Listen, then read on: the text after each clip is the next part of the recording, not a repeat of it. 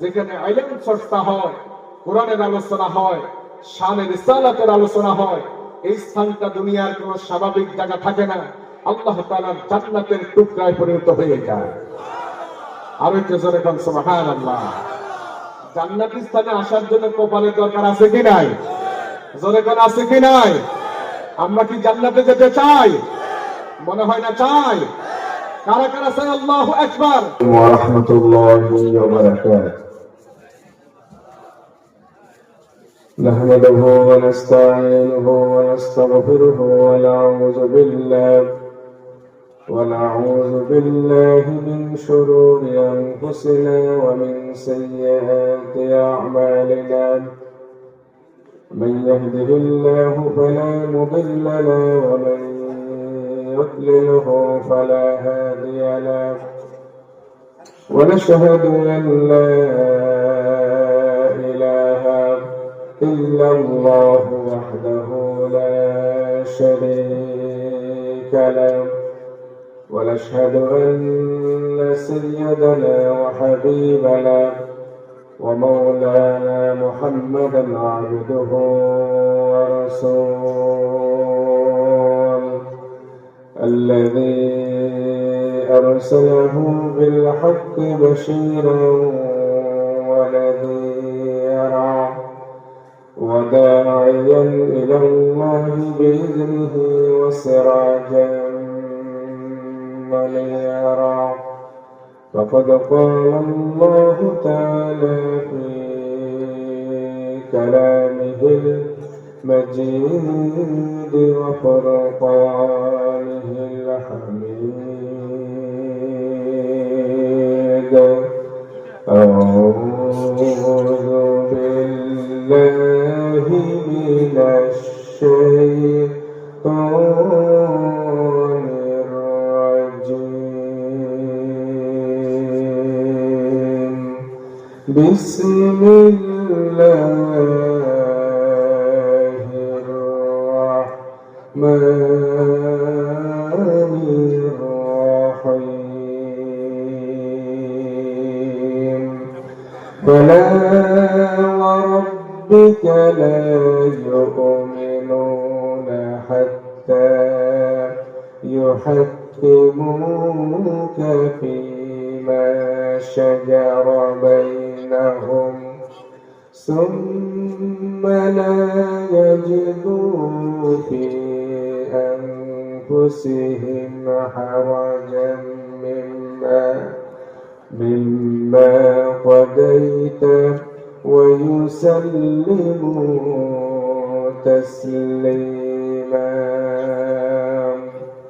وقال تعالى في شأن حبيبه ومحبوبه ومعشوقه آمرا ومخبرا إن الله وملائكته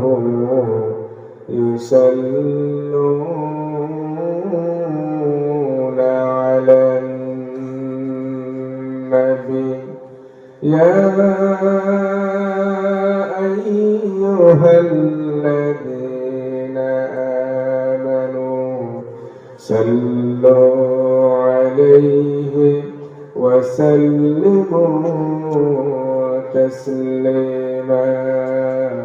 اللهم صل على سيدنا مولانا محمد وعلى آل سيدنا.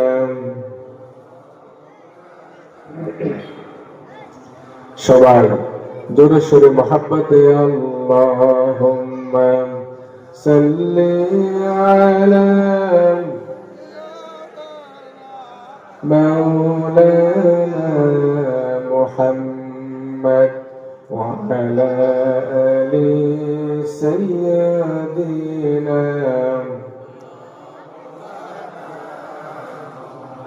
বালাগাল উলা بكماله كشف الدجى بجماله حسنت جميع خصاله صلوا عليه هنا فولتان बुलबुल के तरन्नुम भी लहो जमने दहर में पलियों के तबस्सुम भी लहो बलगल उलम बिकमालिही हसनत जमील खसालिह सल्लु अलैहि বিষ্ণুপুর বাইতুল ইজ্জাত ঐতিহ্যবাহী পুরাতন জামে মসজিদের উদ্যোগে আয়োজিত আজকের তাফসীরুল কোরআন মাহফিলের সম্মানিত সভাপতি বরেণ্য শিক্ষাবিদ ঐতিহ্যবাহী Muzaffarganj Ali Nawab high school and কলেজের সাবেক প্রধান শিক্ষক আমাদের সকলের একান্ত শ্রদ্ধাভাজন ব্যক্তিত্ব জনাব খন্দকার রেজাউল করিম সাহেব হাফিজাহুল্লাহ, আজকের মাহফিলের সম্মানিত প্রধান অতিথি ইস্টার্ন মেডিকেল কলেজ এর ম্যানেজিং ডিরেক্টর জনাব ডাক্তার মোবারক হোসেন সাহেব, আজকের মাহফিলের সম্মানিত প্রধান আলোচক জনাব মাওলানা কারি আব্দুল কাইয়ুম মিয়াজি সাহেব, আলোচনা পেশ করেছেন হাফেজ মাওলানা মিল্লাত হুসাইন মাহমুদ সাহেব সহ মঞ্চ ভবিষ্য সম্মানিত অতিথিবৃন্দ, দিনদার ইমানদার মুসলমান ভাইয়েরা, পর্দার অন্তরালের সম্মানিত মা এবং বোনেরা, আমরা মহান আল্লাহ রব্বুল ইজ্জাত ওয়াল জালাল তার আলিশান দরবারে কালিমাতুশ শুকর আদায় করছি যে মহান আল্লাহ রাব্বুল আলামিন অতীব মেহেরবানি করে প্রতি বছরের ন্যায় বিষ্ণুপুর বাইতুল ইজ্জাত ঐতিহ্যবাহী পুরাতন জামে মসজিদ কর্তৃক আয়োজিত আজকের এই তাফসীরুল কোরআন মাহফিলে আমাদেরকে দিক বিদিক থেকে পঙ্গপালের মতো কোরআন থেকে মধু আহরণ করার উদ্দেশ্যে আমাদেরকে ছুটে আসার সুযোগটুকু দান করলেন।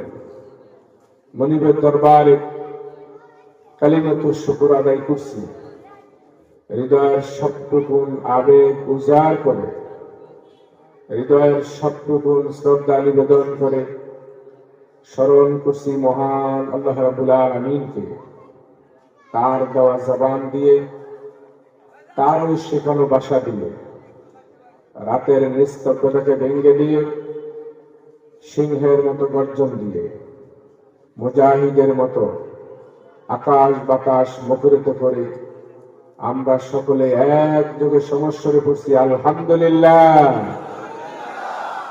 রব্বানা লাকাল হামদ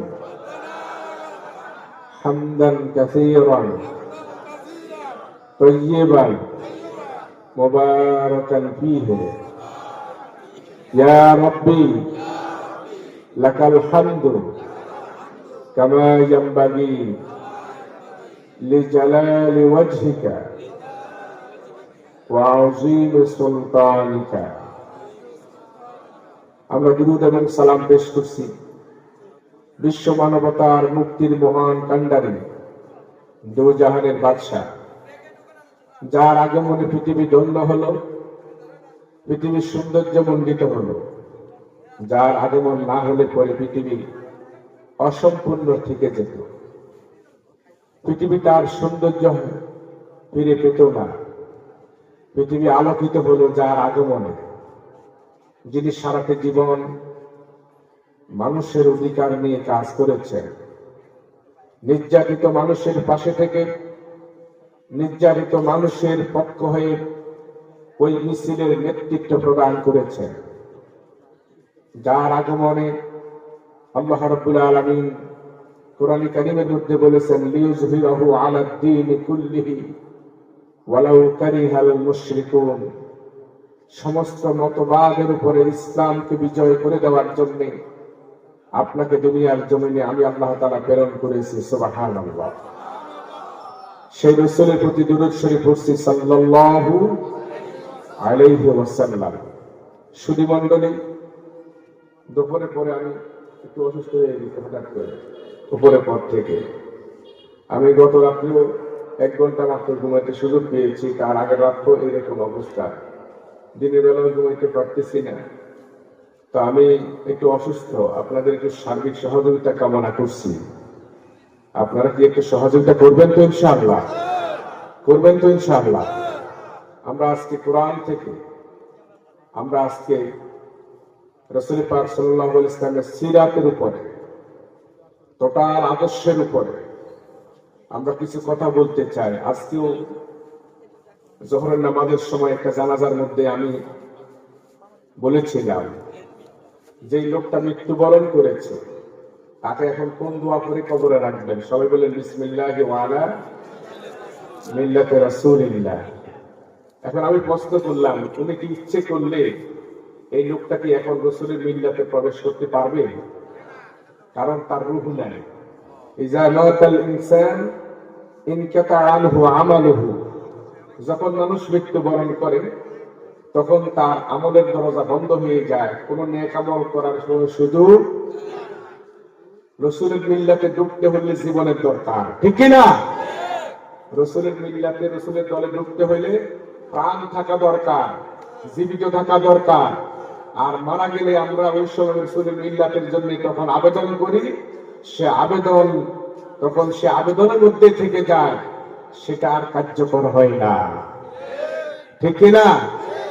আমরা সেই বিষয়ে আলোচনা করে এরপরে আরেকটা বিষয়ে আলোচনা করব সামনে ইনশাআল্লাহ। আল্লাহ তাআলার কাছে তৌফিক কামনা করছি, আল্লাহ তাআলা আমাদেরকে তৌফিক কামনা দান করুন। তার বান্দাদের ক্ষেত্রে যে বিষয়গুলো অতীব প্রয়োজন, এই বিষয়গুলো আমাদের জবান দিয়ে আল্লাহ তাআলা বের করে দিন। সবাই বলি আমিন। আমরা সবাই ভিক্ষুক, আমরা সবাই কি বলেন না? আমরা সবাই কি? ধনীকে, ধনীকে এত আসতে ধনীকে আল্লাহ রাব্বুল আলামিন ধনী।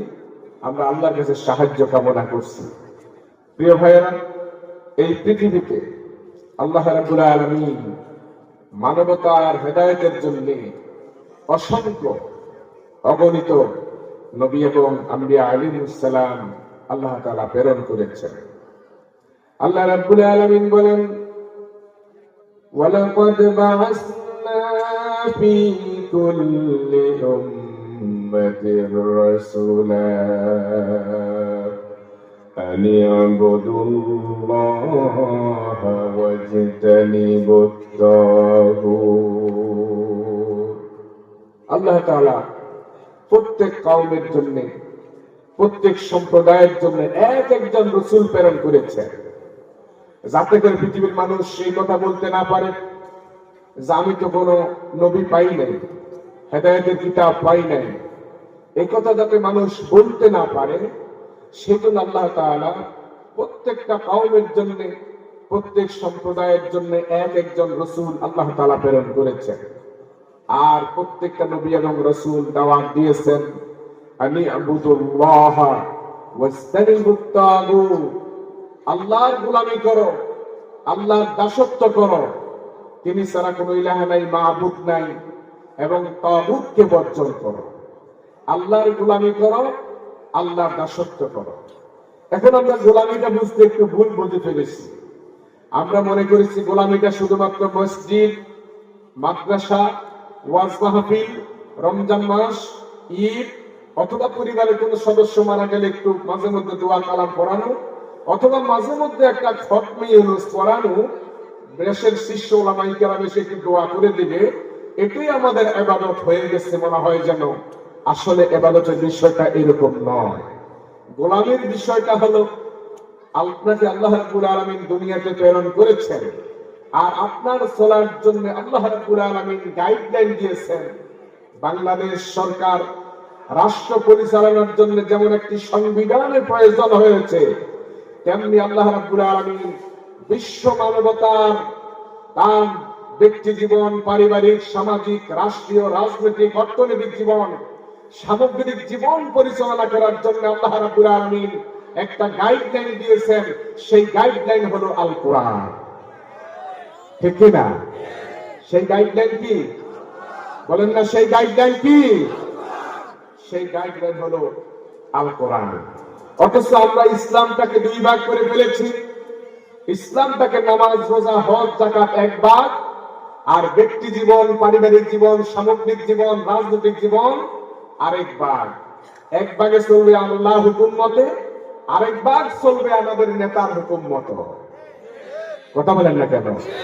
কোন মানব রচিত তন্ত্র মন্ত্র দিয়ে আরেক ভাগ চলবে। অথচ আল্লাহ রাব্বুল আলামিন প্রত্যেকটা নবী রাসূলকে বলেছেন আনি'বুদুল্লাহ ওয়াসতানিবুত তাগুত, আল্লাহর গোলামি করো, আল্লাহর দাসত্ব করো এবং তাগুতকে বর্জন করো। বিশ্বাস করেন হযরত মুসা আলাইহিস সালামের সাথে ফিরআউনের বিন্দু মাত্র দ্বন্দ্ব হতো না যদি মুসা আলাইহিস সালাম আল্লাহর দেওয়া কিতাব জমিনে প্রতিষ্ঠার আন্দোলন না করতেন, যদি মুসা আলাইহিস সালাম শুধুমাত্র পানি পড়া, তাবিজ তোমার আর শুধুমাত্র খতমে ইউনূসের শুধুমাত্র বড় একটা অনুষ্ঠান করতেন, শুধুমাত্র আনুষ্ঠানিক কিছু কাজ করতেন, মুসা আলাইহিস সালামের বিন্দু মাত্র বিরোধিতা ফেরাউন করতেন না। মুসা আলাইহিস সালাম যখন বলেছেন জমিন যার, আইন চলবে তার, তখন ফেরাউন নড়ে চড়ে বসে মুসাকে জমিন থেকে উৎখাত করার সর্বোচ্চ চেষ্টা করেছে।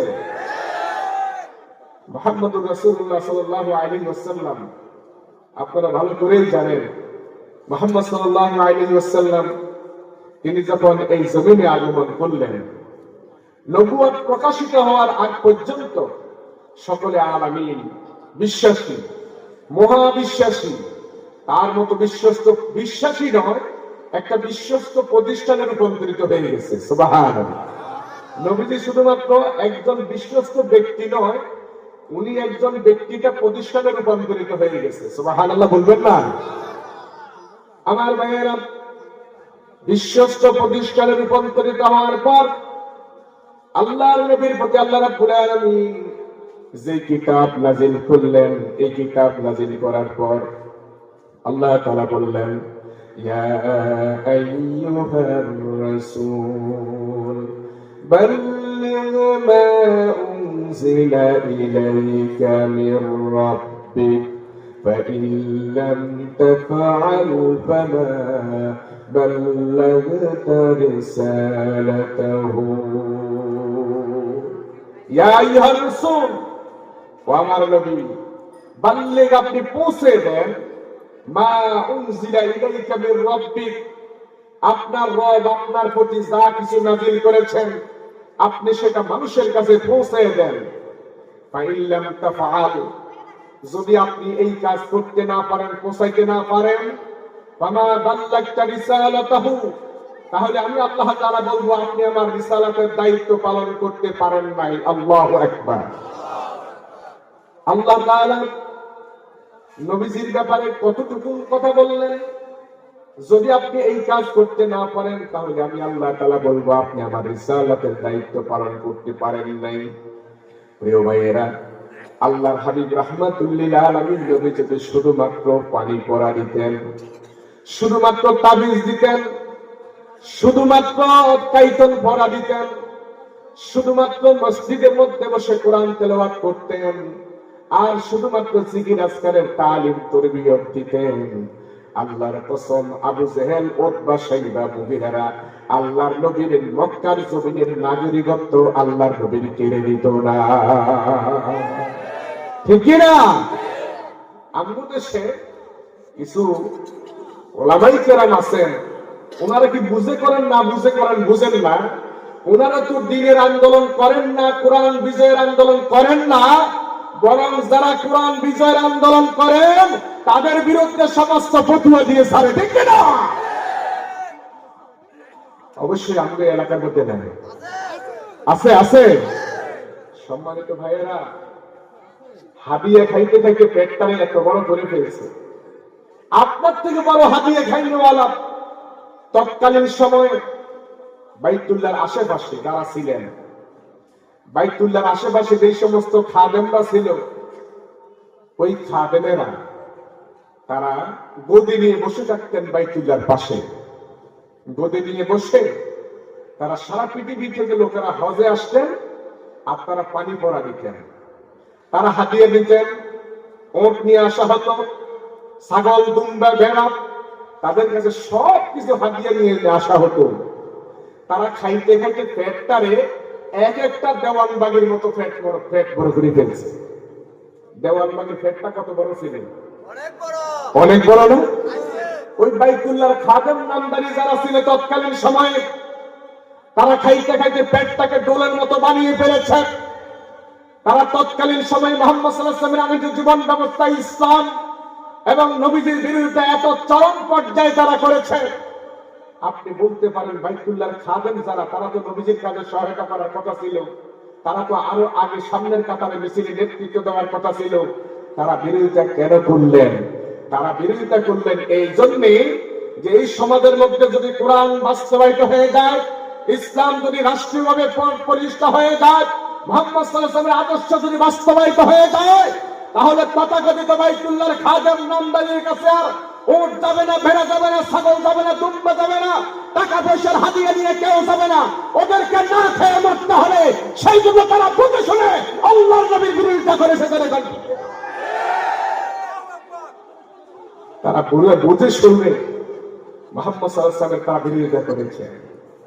প্রিয় মুসলমান ভাইয়েরা, আজকেও যারা একামতি দিনের বিরোধিতা করে, যারা একামতি দিন নিজেরাও করে না, একামতি দিনের আন্দোলন করা নফল নয়, ওয়াজিব নয়, ফরজ। ফরজ করতেই হবে।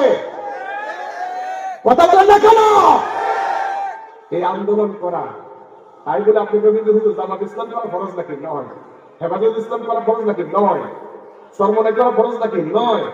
আত্মশীল নয়। খেলাফত আন্দোলন নয়। এই ক্ষেত্রে জমাতবদ্ধ হয়ে যারা চেষ্টা করে, তারা করতেছে। বাংলাদেশে যদি যারা ইসলামীকে রাষ্ট্রীয়ভাবে বিজয় করার চেষ্টা করে, এদের একজনকে আপনার পছন্দ না হয়, আপনার কোনো তাদের দল করার দরকার নাই, ওদের সাথে থাকার দরকার নাই। আপনি নিজে হইল দিন প্রতিষ্ঠার জন্য একটা দল গঠন করেন, দল গঠন করে আপনি দিন প্রতিষ্ঠার আন্দোলন করেন। তারপরেও মানব রচিত তন্ত্র মন্ত্রের সাথে জড়িত হওয়া যাবে না, ঠিক না? প্রয়োজনে আপনি নিজে একটা করেন, দিন প্রতিষ্ঠার আন্দোলন নিজে একটা করেন, তারপরেও মানব রচিত তন্ত্র মন্ত্র তাদের আদর্শ বাস্তবায়ন করার জন্য আপনি যেতে পারবেন না। সামনের দিকে আলোচনা আসতেছে, করলে কি হবে, যোগে যোগে যারা করছে তাদের অবস্থা কি, আমরা সে বিষয়ে আলোচনা করব ইনশাআল্লাহ। আপনারা শুনতে রাজি আছেন তো? শুনতে রাজি আছেন তো?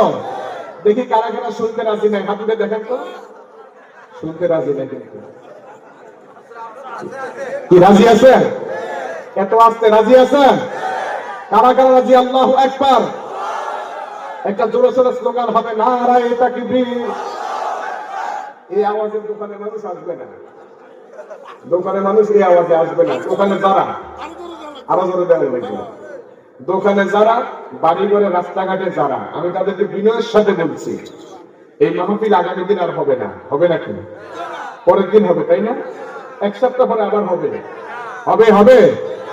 আপনি এখনো পর্যন্ত আসলেন না, এই স্থানটার দাম আমার দাম নাই, কিন্তু এখানে এমন একজন বয়োজ্যেষ্ঠ মুরব্বী আছেন, এলাকার সকলে শ্রদ্ধাভাজন ব্যক্তিত্ব, আমাদের খন্দকার রেজাউল করিম স্যার, আল্লাহ তাআলা ওনার হায়াতে বারাকা দান করুন। উনি আছেন। ভাই, আমি ছোট্ট মানুষ, কিন্তু আল্লাহর অনেক বুজুর্গ বান্দা আছেন। হযরত আলী রাদিয়াল্লাহু তাআলা বলেছেন, মাজালিসুল ইলম হিয়া রাওযাতুম মিন রিয়াজিল জান্নাহ।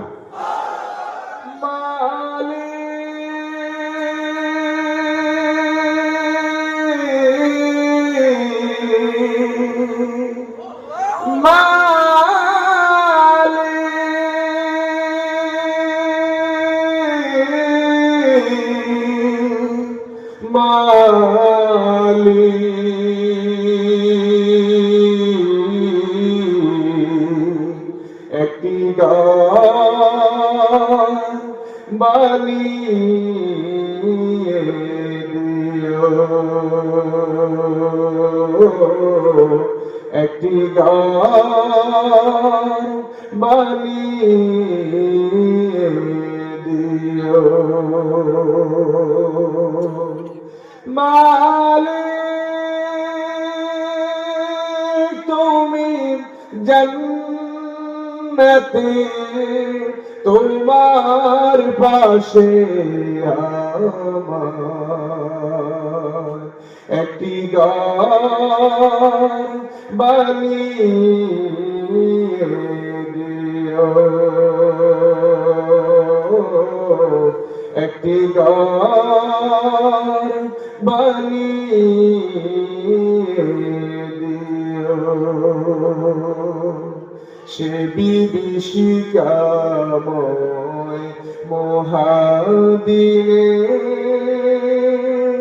তোমার প্রতিবেশী করে নিও মালিক তুমি জান্নাতে তোমার পাশে আমার একটি ঘর বানিয়ে দিও, একটি ঘর বানিয়ে দিও। যেদিন কেহ আসবে না কারো কোনো কাজে, যেদিন পাপী পাপের বোঝায় মরবে লাজে, ফুল সিরাত পার হতে গিয়ে পিছলে যাবে কত পথিক, আবার কেহ পূর্ণ নিয়ে পার হয়ে যাবে ঠিক ঠিক। সে মহাদিনে মহাক্ষণে, সে মহাদিনে মহাক্ষণে পার করে তুমি নিও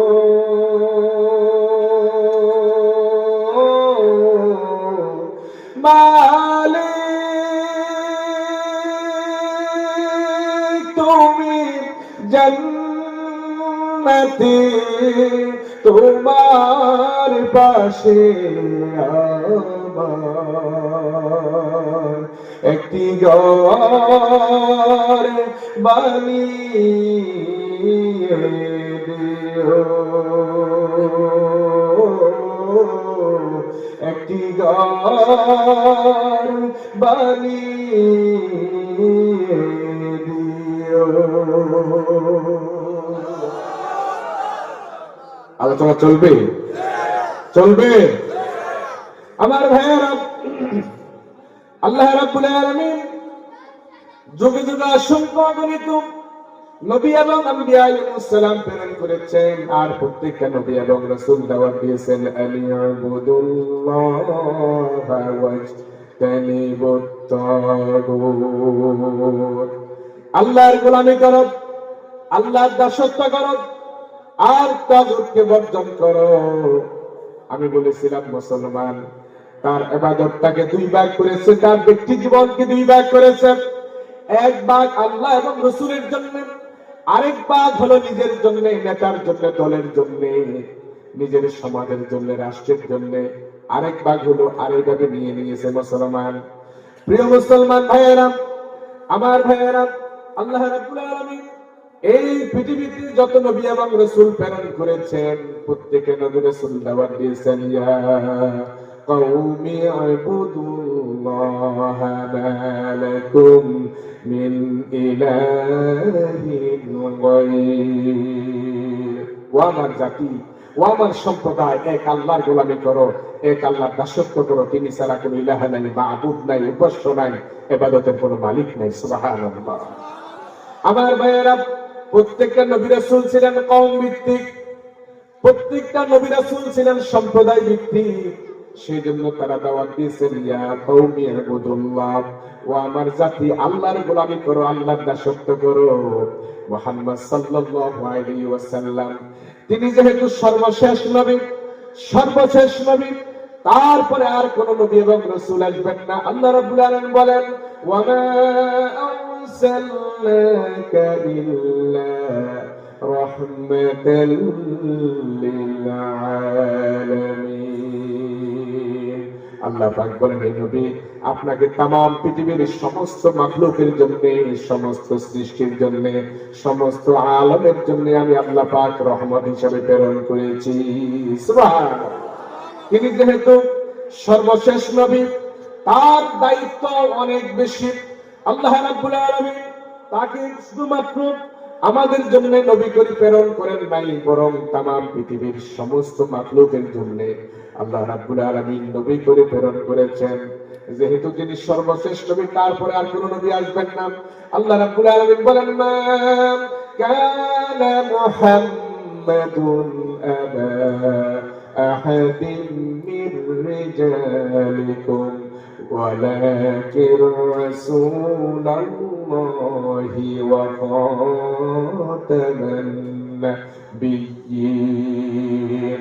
মুহাম্মদ সাল্লাল্লাহু আলাইহি ওয়াসাল্লাম তোমাদের কোন পুরুষদের পিতা নন, বরং তিনি আল্লাহ পাকের রাসূল এবং সর্বশেষ নবী। তারপরে যেহেতু আর কোন নবী রাসূল এবং আসবেন না, সেহেতু এই দায়িত্ব উলামায়ে উম্মতি কাল আম্বিয়াই বানু ইসরাঈল, উলামায়ে উম্মতির এই দায়িত্ব পালন করতেই হবে। প্রিয় ভাইরা আমার, আমি একটা ওয়াকিয়া বলে আমার বাকি আলোচনা বলতেছি। হযরতে খাজা নঈমুদ্দিন চিশতি আজমেরী রাহমাতুল্লাহি আলাইহি, ওনার নাম আপনারা শুনেছেন।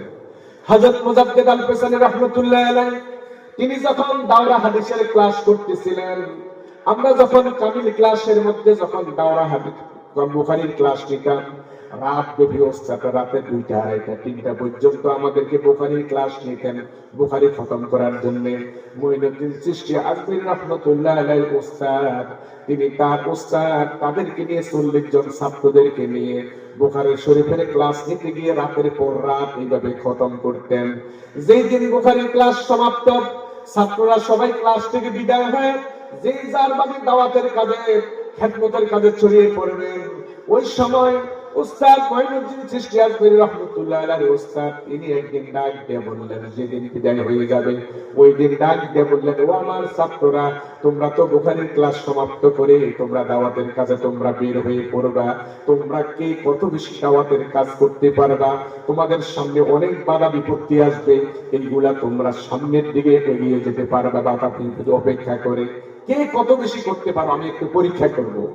এবার উস্তাদ বললেন, খাজা ওসমান হারুনি বললেন, ও আমার বুখারীর ক্লাসের ছাত্ররা, তোমরা তো আগামী দিন চলে যাইবা, আজকে বুখারীর ক্লাস শেষ করে তোমরা কেউ আমার ক্লাস থেকে যাবা না।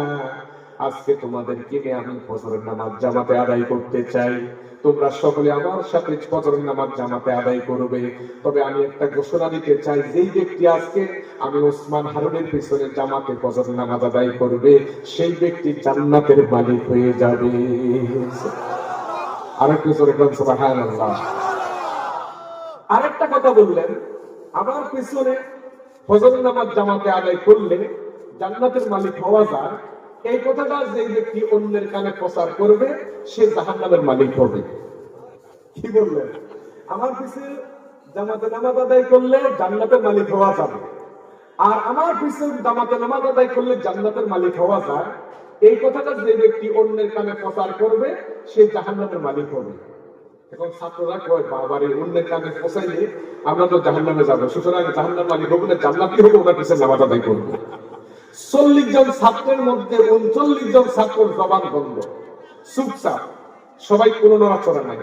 একমাত্র ছাত্র হযরত মুঈনুদ্দিন চিশতি আজমেরী রাহমাতুল্লাহি আলাইহি, তিনি একটু চিন্তা করলেন, আমার উস্তাদ বলেছেন ওনার পিছনে যে ব্যক্তি জামাতে নামাজ আদায় করবে সে জান্নাতের মালিক হবে, আমি মুঈনুদ্দিন একা ওনার পিছনে জামাতে নামাজ আদায় করে জান্নাতি হব আর গোটা জাতি জাহান্নামে যাবে, এটা তো হতে পারে না।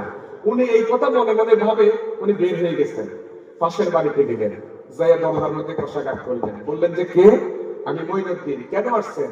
আমার ওস্তাদ বলেছেন যে ব্যক্তি আমার ওস্তাদের পিছনে আজকে ফজরের নামাজ জামাতে আদায় করবে সে জান্নাতের মালিক হয়ে যাবে। এই কথা শোনার পর আমরা তো সস্তা জান্নাত চাই, তসলিম জান্নাত থেকে জান্নাত চাই। ওই জনগণ এই কথা শোনার পর বাইরে ভাই ওই টেলিফোন করে ওই ডাবুরিয়া গ্রামে, আমি সাকাই না, ডাবুরিয়া গ্রামের লোক টেলিফোন করছে হোসেনপুর গ্রামে, হোসেনপুর গ্রামবাসী ফোন করছে ফেড্ডা ফোন করছে পূর্বপাড়া ফোন করছে ফেরু, লাকসাম ফোন করছে নোয়াখালী ফোন করছে আপনার হাজীগঞ্জ ফোন করছে অমুক। ওরে বাইরে ভাই খবর যাইতে দেখলে ওই অবস্থা ওইরকম হয়েছে। আমার বোন এক বিয়ে দিছিল চাঁদপুর কালিকাপুর, উনি একদিন আমার রাতে 2টার সময় আমি ফোন দিয়েছি, রে তুই কোনায় ছাত্র জীবন কথা, আমি বাড়িতে, ও তাড়াতাড়ি ঘুমের থেকে আমি কি লে যাই আর তাড়াতাড়ি বাঁশপুরের তলে যা, বাসার সাথে যেতে খায় তার সব রোগ ভালো হয়ে যেত। আমি ঘুমেতে উনি চাই যে স্যার বাঁশপুরের নিচে যাই, চাই যে আমগো বাড়ির সব লোক বাঁশপুরের নিচে বাঁশের পানি খায়, আমরা হুজুরও বাঙালি। ওই হুজুরটা কেমন? এক বাদশা তার উজিরকে ডাক দিয়ে বলেন, উজির আমার দেশটা কেমন চলে রে? উজির কয় কেমন চলে কইতে পারতাম না, তবে সব হুজুরে চলে। কেমনে চলে বলেন না, কেমনে চলে কইতে কেন? উজির কয় বাদশা সব হুজুরে চলে, তার মানে তো বাদশা আমাদের দেশ শুধু হুজুরে চলে না, আমরা হুজুরে চলে। এই কথা যদি তুমি প্রমাণ করতে না পারো তোমার গর্দানটা আলাদা করে ফেলবো। তো আমি প্রমাণ করবো, আপনি আমাকে 3000 টাকা দেন, ওই সময় 3000 টাকা দেন, 3000 টাকা দেন, 1 সপ্তাহ ছুটি দেন। 1 সপ্তাহ ছুটি মিলে 3000 টাকা লইয়া উজির চলে গেল স্বর্ণকার দোকানে, যাইয়া কর আমার জুতাটা একটু ভালো করে মাপ দিয়ে একজোড়া স্বর্ণ জুতা বানাই দেন। কেমনি বানাবো? টাকা তো অনেক, যা টাকা যাই লাগে আমি দিব, বানানো স্বর্ণের জুতা বানাইয়া 1 সপ্তাহ ছুটি কাটাইয়া মসজিদের মধ্যে আসছে জুমার দিন। আইসা জুতো একটা ঘরে থুইয়েছে, আরেকটা জুতো মসজিদের বাইরে থুইয়া সবার সাথে মসজিদে ঢুকছে। ঢুকি সালাম কালাম ফিরি সবাই আগে বাইরে গেছে, বাইরে গিয়ে জুতার দিকে আমরা ছায়া দিচ্ছে। জুতা তো স্বর্ণের জুতা, জিলিক করে না। এখন উনি ছায়া দিচ্ছেন, আরেকজনের কিরে ভাই ঠিক আছে, তো আরে ভাই জুতা এটা না লাগে, স্বর্ণের জুতার মতো না লাগে। আরেকজনের কথা তো ঠিক রে ভাই, কিরে আরেকজনের কিরে ভাই স্বর্ণের জুতা এটা মসজিদে করতে এসেছে, এটা তো সালা প্রমাণ তো করতে হইব। আরে বেটা তোরা কি মনে করো মসজিদে শুধুমাত্র মানুষ নামাজ পড়তে আইবে? ফেরেশতাও তো মসজিদে নামাজ পড়তে আইবে, এটা ফেরেশতার জুতা, হাত জুতা, এটা ফেরেশতার জুতা। এই কথা কইবার পর তো একজনে কয় বাইরে ভাই ফেরেশতার জুতা যখন হাইছি ভাই এটা দুইয়া কত হানি খাই চাই আমরা তো পাওয়া হয়নি। আমাদের দেশের মানুষের অবস্থা কি জানেন? যদি হুনে ল্যাংটা বাবা, ল্যাংটা আব্বার কথা যদি হুনে তাহলে দৌড় দি যায়। ল্যাংটা আব্বার গা গোসল নাই, খানা নাই, গোসল নাই, কিচ্ছু নাই, চুলের মধ্যে জট, দাঁতে ময়লা, নাকে ময়লা, মুখে ময়লা, সমস্ত শরীরে ময়লা, ওর গা ধোয়া পানি খায়। বাংলাদেশে এমন মুসলমান আছে কিনা? কি বলবো কত কত নিম্নমান মানসিকতা। আপনি একদম সাহাবীকে দেখাইতে পারবেন যে সাহাবী গোসল ছাড়া ছিল, এরকম চুল জট চুল ছিল, দাঁতে ময়লা, আর মানে ধ্যান করে রাস্তায় হাঁটি, তারপরে ল্যাংটা ছিল, একজন সাহাবী আপনি দেখাইতে পারবেন না, ঠিক কিনা? যে ল্যাংটা রয়েছে একজনে কয় কি আরে মিয়া আপনি কি জানেন, আমার কয় ল্যাংটার কাছে অনেক কিছু আছে, আমি কি হেটার কাছে যেটা আছে এটা দেয়া দিব, হেটার কাছে কি আছে?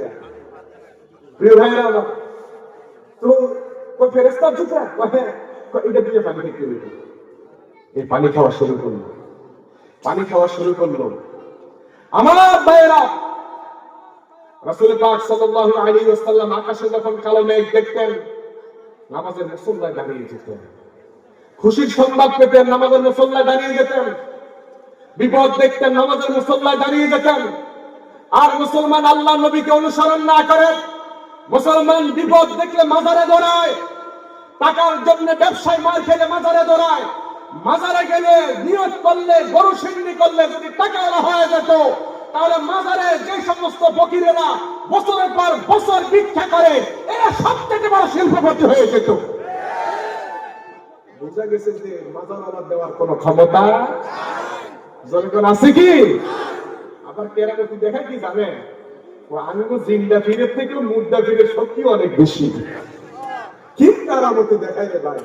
কবি কি বলেন, ये हाल तेरा चाल है मकसूद तेरा माल है, क्या जो तेरा चाल है लाखों को अंदर कर दिया। ফুরফুরার বিষয় হুজুর আব্দুল কাহার সিদ্দিকী সাহেব, আমি যখন ছাত্র জীবনের আমাদের জসিম সাহেব, সাংবাদিক জসিম সাহেব তামিলনাড়ু মাদ্রাসায় পড়তাম, ওই সময় আমি পুস্তকলা বালুরঘাটে 12 দিন ব্যাপী ইসলামী মহাসম্মেলনে গিয়েছি।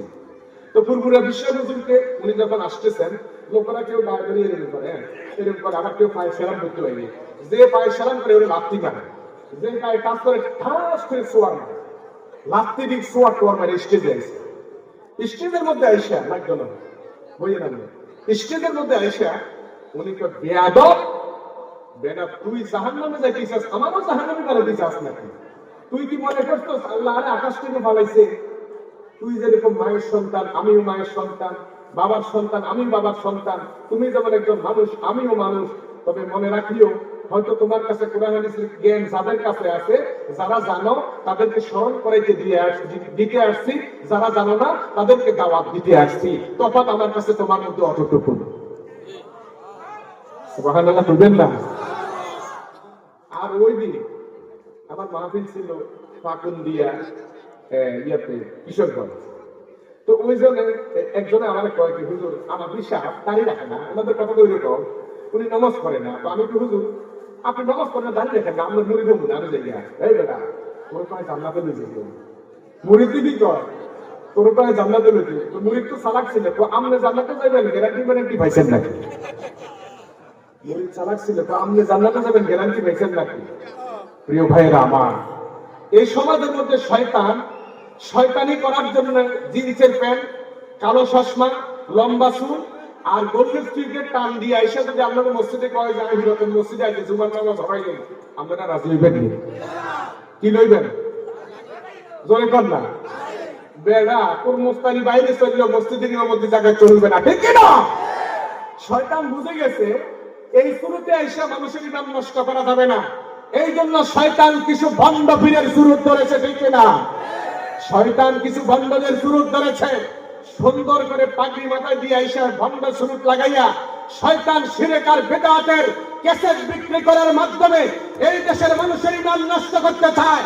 ও মুসলমান, ইনশাআল্লাহ তাওহীদের দুয়া শুরু হয়েছে, শিরক আর বিদআতের কবর বাংলার জমিনে রচনা করা হবে।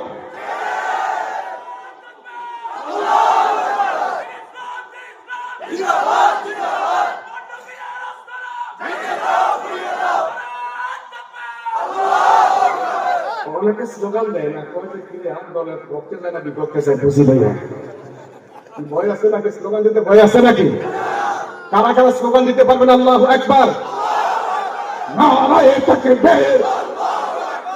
এখনো অনেকে দেন, আমি নাম কইয়া লাগছি, আমরা মনে করেন না চিনি রাখেন, যেটা অনেকে চিনে, কিন্তু আবার আমার অনেক জায়গা চাচা বাতিজা কাকুরে আছে, আইয়ে না দূরের থেকে কয় দেয় আমার সঙ্গে কি কয় আগে বলি না। প্রিয় ভাইয়েরা, ক্যান্সার রোগের ওষুধ যদি নাফা দিয়ে সারা যাইতো তাহলে ভারতে বিভিন্ন সিঙ্গাপুর যাওয়া লাগতো না, ঠিক না?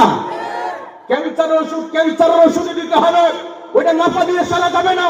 আজকে আমার ইমানের মধ্যে ক্যান্সার, আমাদের মধ্যে ক্যান্সার ঢুকিয়ে দেওয়া হয়েছে, এই ক্যান্সার দূরীভূত করতে হবে, ঠিক কিনা?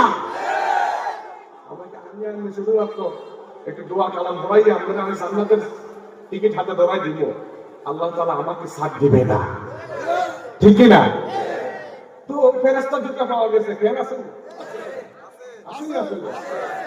ফেরেশতা জুতা পাওয়া গেছে, একজনের বাইরে দুইয়া করে পানি খেয়েছে, রোগ বালা হয়নি। এই যে বাড়ির বাইরে দুইয়া পানি খাওয়া শুরু হয়েছে, লাইনের পর লাইন দিয়ে খাইতে আছে। এখন বাদশাহ উজিরকে ডাক দিছে, উজির একটু হাত পাকাতে বাতাস করলে ভালো হয়। উজির জি স্যার, আমার এলাকার মধ্যে ফেরেশতার জুতা নাকি মসজিদে পাওয়া গেছে। উজির কয় জি, তো ওই জুতা দুইয়া পানি খেলে নাকি যে কোনো রোগ বালা হয়ে যায়। আমার তো একটা ছোট্ট একটা রোগ আছে, ওই রোগটা কত ওষুধ খাইছি ভালো হয় না, তুমি একটু যাইয়ে দেখো তো, জুতাটা সংগ্রহ করে আনতে পারো, দেখো তো। উজির কাছে জুতা সংগ্রহ করে নিয়ে এসে, সংগ্রহ করে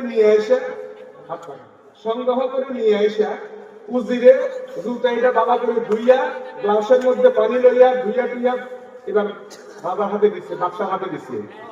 বাদশার হাতে দেওয়ার পর বাদশাহ এইভাবে পানির গ্লাস করে মুখে দিলে উজির ডাক দিয়ে বাদশাহ, আপনি আমার জুতা দেওয়া পানি খাইবেন না। কি কয় বাদশারে, কি কয় বাদশাহ, আমার জুতা দেওয়া পানি, তো তার মানে তো এটা তো আমার জুতা দেওয়া পানি, এটা কি কর, এটা আমার জুতা দেওয়া পানি। তো কেমনি বিশ্বাস করতাম, তো দাঁড়ান, বিশ্বাস করতে দাঁড়ান, জুতা আর একটা আসেনি, জুতা হিয়ে লাগছে, আমি মিলে দিচ্ছে, সামসে মিলেনি, মিলে তো আমি কইছি না, আপনি হুজুরে চলেন, রাষ্ট্র হুজুরে চলে, ঠিক কি না? ও মুসলমান, হুজুরে চললে হবে না। আল্লাহ তাআলা আপনাকে বিবেক দিয়েছেন, সব মানুষ চলে গিয়েছে, হুজুরে চলে গিয়েছে, সমস্ত তন্ত্রমন্ত্রের দিকে আমরা মনে করি কোরআন বিজয় হবে কি হবে না, ইসলাম রাষ্ট্রীয় ক্ষমতায় আসবে কি আসবে না, এই চিন্তায় এই কনফিউশন আমরা আছি। না প্রিয় ভাইরা আমার, বিবেক থাকান, কেউ থাকবে কি কেউ থাকবে না, কমপক্ষে আমি ইসলামের পক্ষে থাকবো।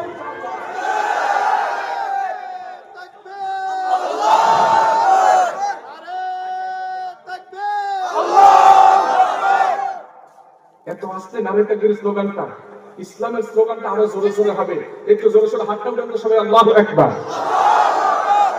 হাত উঠছে, এবার হাতটা মুষ্টি করেন, মুষ্টি ডাক্তার একটু সাবধান বালা করি, জানেন দিছেন তো, এবার এনায়েত ভাই গলায় দেন বালা করি, নারায়ে তাকবীর, হয় সেতে না কিন্তু